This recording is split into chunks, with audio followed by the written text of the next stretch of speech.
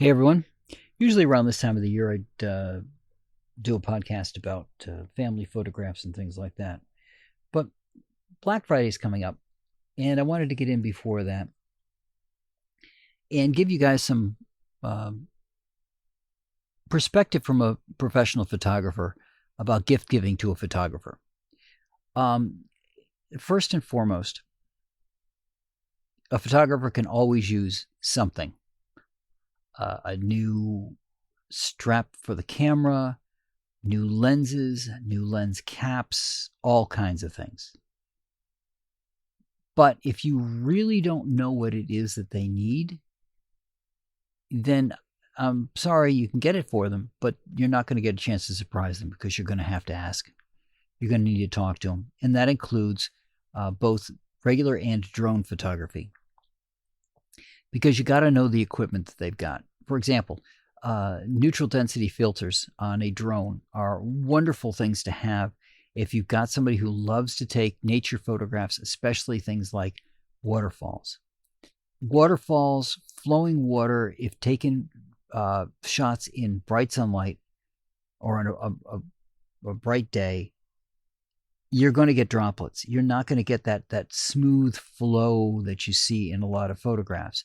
In order to get that, you have to step down the amount of light that's coming into your camera. You can only do so much with the settings in your camera.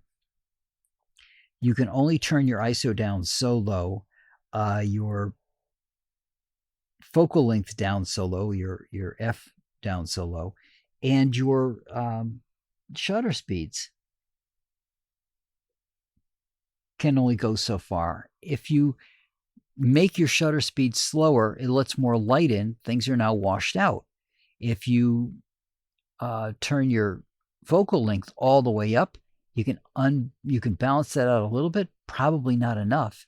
And your f, you don't want to go below 400 if you can help it. So having a lens over the front allows you to step that back and get those wonderful photographs. I've got a set of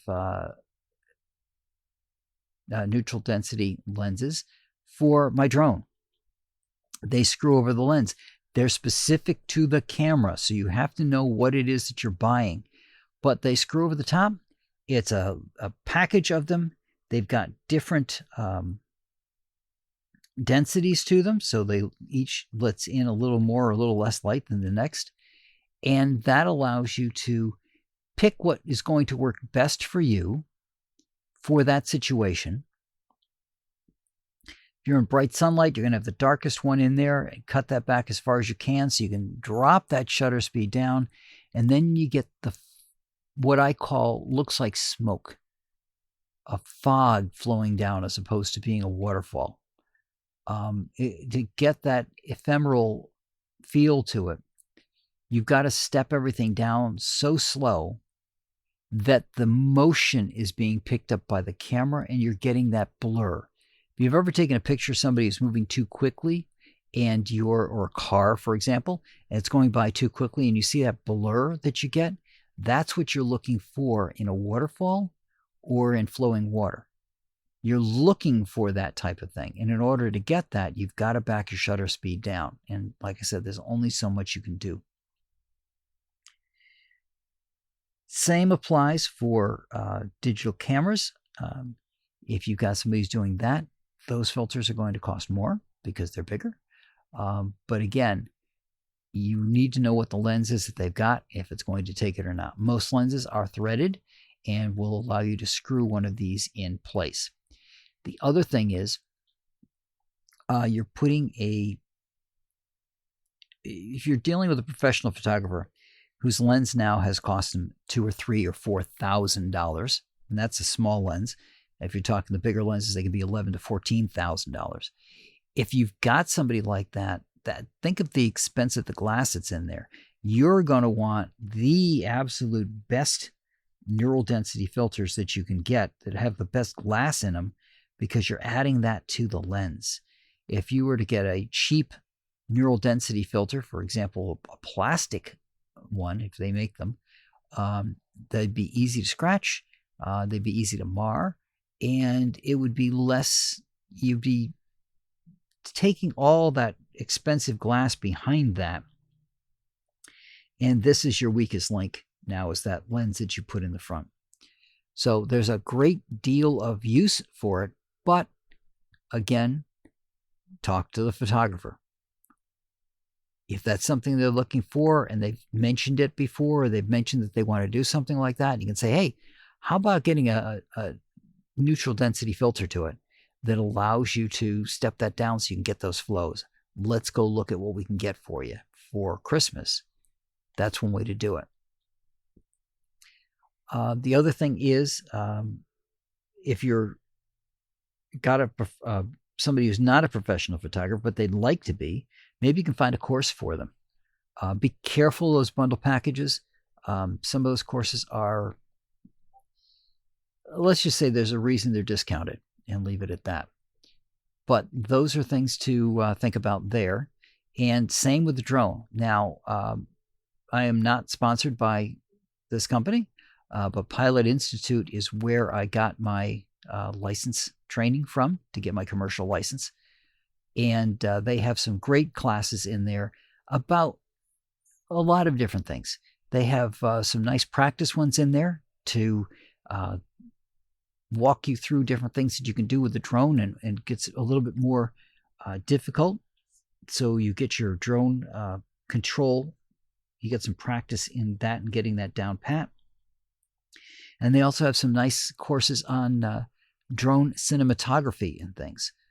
Getting those, how do they get those pictures that they get? In a lot of cases now, the drones have replaced the need for a helicopter and getting photographs that way.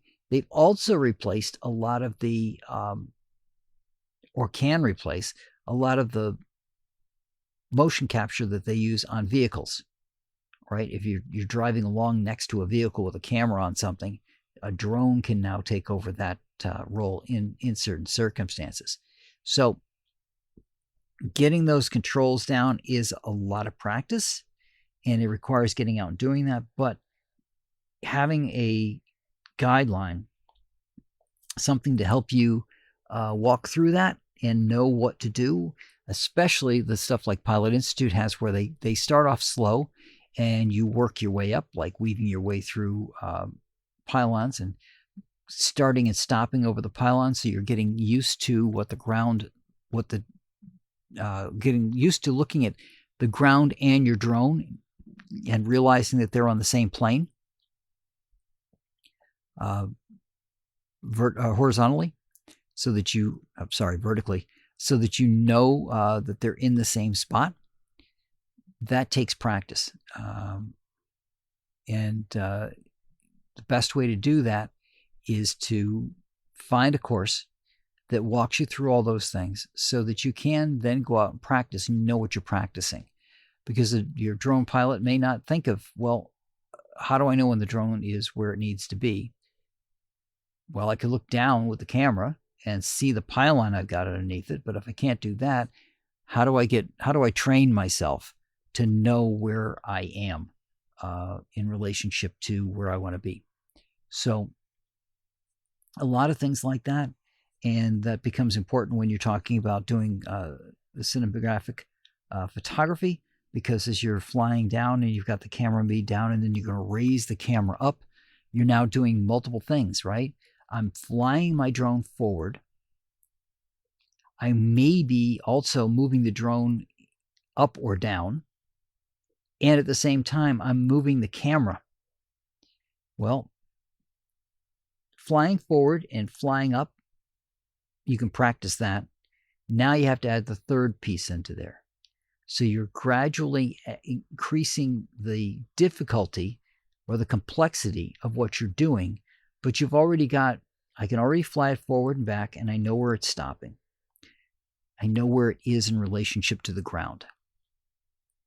Now I'm going to fly it in a circle, for example. So now I just have to be flying forward, but I'm going to keep turning the front of the drone so it's going around. Now, maybe I want to focus that drone so the drone is facing forward on me. I'm the focal point, but I want that drone to do a 360 around me. See, we're getting a little bit more complicated each individual time as to what we're doing. And that's what those courses can teach you and walk you through and give you examples of what to do.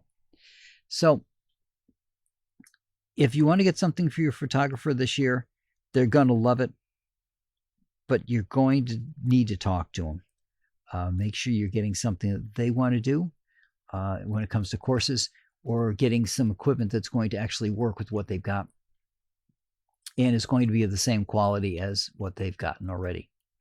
But that's what I got for you guys this week, and I will talk to you all next week.